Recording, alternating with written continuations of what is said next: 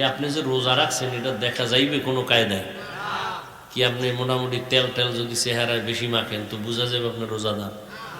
তাহলে আপনি জামা কাপড় ছেঁড়া ফাড়া পরলে মনে করা যাইবে আপনি রোজাদার।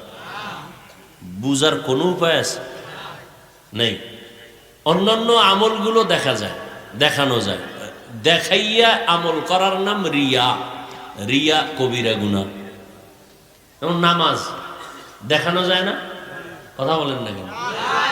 একা একা যখন নামাজ পড়ি 10 রাকাতে 4 মিনিট, মানুষের সামনে যখন পড়ি 4 রাকাতে 6 মিনিট, কিছু না পড়লেও হুদা খাড়ায় থাই, মানুষে দেখুক আমি বুজুর্গ। কিরম আছে না? দাঁড়াইয়া হুদা কি যে ভাবে, সূরাও পড়ে না, কেরাতও পড়ে না, ঠোঁট বন্ধ, চুপচাপ দাঁড়ায় নিছে। একদল ওই যে কবরের সামনে চুপ দাঁড়ায় থাকে, কবর জিয়ারতের নিয়ম আছে না, চুপচাপ দাঁড়ায় নিছে। কেউ ভাই আপনি এতক্ষণ দাঁড়ায় রইলেন, কিছু পড়ছেন? ভিতরে ভিতরে মোরাকাবায় আছি না। কেউ আবার মোবাইল চালাইছে, মোবাইলের ধ্যান করে নামাজে দাঁড়ায়। কি নিরিবিলি 2টা জায়গা আছে না? কয়টা জায়গা আছে? একটা হলো বাথরুম, বহু গবেষণা সেখানে বসে, নিরিবিলি, কোনো টেনশন নেই। আমগো কিছু খুব বুদ্ধিমান ব্রেনওয়ালা ছাত্র, ক্লাস ছাত্রী, এরা দুনিয়ার মানুষ কত মেশিন টাকা ব্যয় করে কাগজ বানাইছে, কলম বানাইছে, এরা যে বাথরুমের দেওয়ালে লেখে, আছে না নাই? এত কাগজ, হে কাগজ থুয়ে লেখে কোথায়? সামনে টেবিলে লেখে।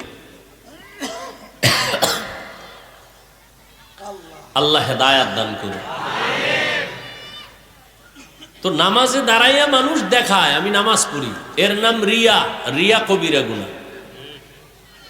একজনে জাকাত দেয়, জাকাতও দেখায় দেওয়া যায় না? কি আসলে নিয়ম কি? না দেখাইয়া দেওয়া, সে দেখাইয়া দেয়। দোকানওয়ালারাও সাইনবোর্ড লাগাইতেছে তাড়াতাড়ি, জাকাতের কাপড় পাওয়া যায়। তার মানে কি? পৃথিবীতে 8 থেকে 3rd ক্লাসের 1 টাইম কাপড় আর নাই। মানে কোন রকম একবার পড়লে আর দ্বিতীয়বার পড়ার কোনো সুরাত নেই। আফসোস, কি পরিমাণ ধোঁকা ইসলামের মধ্যে শুরু হয়েছে। কেন? দোকানে কত জাতের কাপড় আছে, আপনি যে কোনো একটা কাপড় কিনে জাকাত দিয়ে দেন। আল্লাহর অর্ডার কেমন? আল্লাহ বাই ফোর্স অর্ডার দেয় নাই, না মানলে তোমার জন্য লাঠিওয়ালা দাঁড়ানো এটাও বলে নাই। আল্লাহ খুব মায়া লাগায় বলতেছেন, ও বন্ধু, তোমার উপরে একটা কাজ আমার পক্ষ থেকে নির্ধারণ করা হয়েছে, তুমি করবানি? তো বন্ধু চিন্তা করে কি কাজ আবার দেয়, যদি না পারি, না না না কোনো ভয় নেই। কামা কুতিবা আলাল্লাযিনা মিন ক্বাবলিকুম, এমন একটা কাজ যেটা তোমার পূর্বে যারা ছিল এদের উপরেও ওই কাজটা করার আদেশ দেওয়া হয়েছিল। তাই কহা ও, তাই তো কোনো টেনশন নেই, আমার 14 গোষ্ঠী যদি পারে তা আমিও পারবো। এখন এই যে কাজটা করবা এমনে না কি সরকার কইছে মাস্ক পরো, পরলে কি আমাকে কোনো পুরস্কার দিবে? কি এই মাস্ক পরেও যদি মরছে, দেশে সরকার কোনো টাকা? হ্যাঁ, বুঝাবার জন্য বলি। আল্লাহ কয় তুমি যদি এটা মানো তাহলে তোমার জন্য কিন্তু কঠিন পুরস্কার আছে। কেমন পুরস্কার? যার উপরে দুনিয়ায় কোনো পুরস্কারই নেই। সেটা কি? কয় তোমাকে আমি তাকওয়ার মাকাম দান করব। বলে সে মাকামটার দাম কত, ওটার মূল্য কত? কয় যে আমি আল্লাহর সাথে আর এই তাকওয়াওয়ালার সাথে তেমন কোনো দূরত্ব থাকবে না, সে আমার এতটা কাছে যাবে, আমি তাকে দুনিয়াতেও 6টা পুরস্কার দিব, আখেরাতে 2টা দিব। আখেরাতের প্রথম পুরস্কার বিনা হিসাবে জান্নাত, আখেরাতের দ্বিতীয় পুরস্কার আমি আল্লাহর সাথে ডাইরেক্ট পর্দা ছাড়া মোলাকাত। দুনিয়াতে আছে আরো কয়টা? আরো 6টা। এডি আর বলার সুযোগ নেই। 6 পুরস্কার দুনিয়াতে, পরকালে 2টা। এত বড় পুরস্কার তোমাকে দিব। এই জায়গায় পৌঁছতে পারলে তুমি হাসতে হাসতে জান্নাতে যাবে। তোমার জন্য জান্নাতে সবাই ঢুকবে যে কোনো দরজা দিয়ে না, তোমার জন্য একটা স্পেশাল দরজা রাখছে।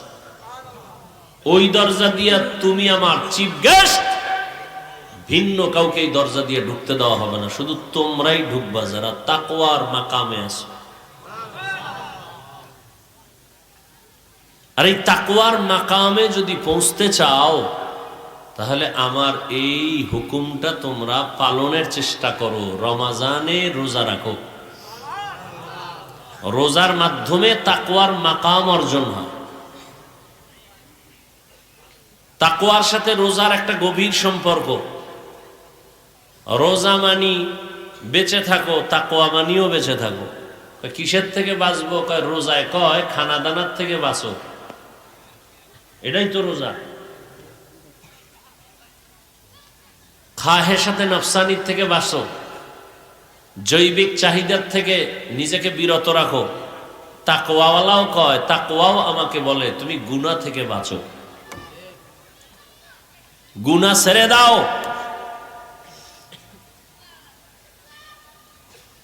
তাকওয়াও দেখা যায় না, রোজাও দেখা যায় না।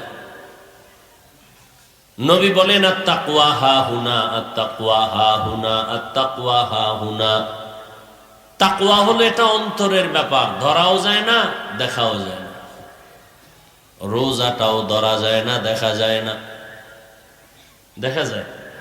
কদরের রাত দোয়া, বিশাল এক দোয়া, স্লিপ চিঠি বেশিরভাগ বড় লোকেরা দিবে। এই আমার মাইয়া 13 খতম, আমার বউ 26 খতম, হ্যাঁ আমার বোন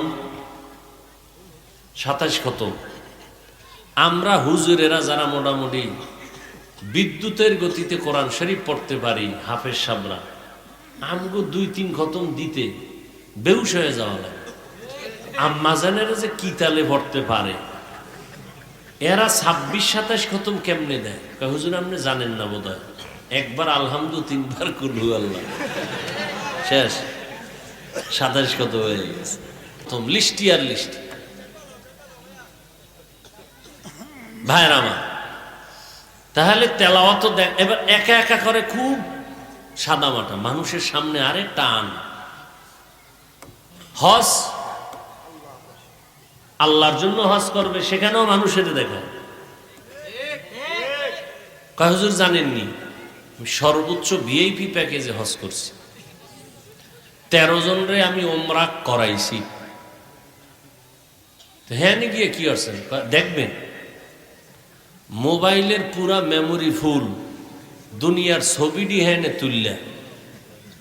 ওই একটা মিশরের মহিলা দেখছে খুব উঁচা, হেডের একটা ছবি তুলছে। বাথরুমে গেছে ফেরাউনের বাড়ি, হ্যাঁ যে একটা লাইভ দিছে যে আপনারা জানেননি আমি ওমরায় আইছি, এখন আছি বাথরুমের পাশে।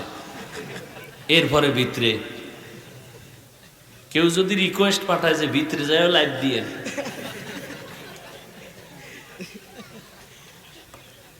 এই হলো হাজী সাহেবের হজ। দেশে আইসা বাহাদুরি কি, আলহাজ না কইলে চান্দি গরম আছে না? না, তাহলে কার জন্য হইলো? আল্লাহর জন্য না মানুষকে দেখানোর জন্য? এটা কবিরা গুনাহ, এটা রিয়া, এটা হারাম। সব দেখানো যায়, রোজা দেখানো কোনো কায়দাই নেই। আল্লাহ কয় তাহলে এটা শুধু আমার জন্যই। রোজাটা কার জন্য? এটা আমার জন্যই।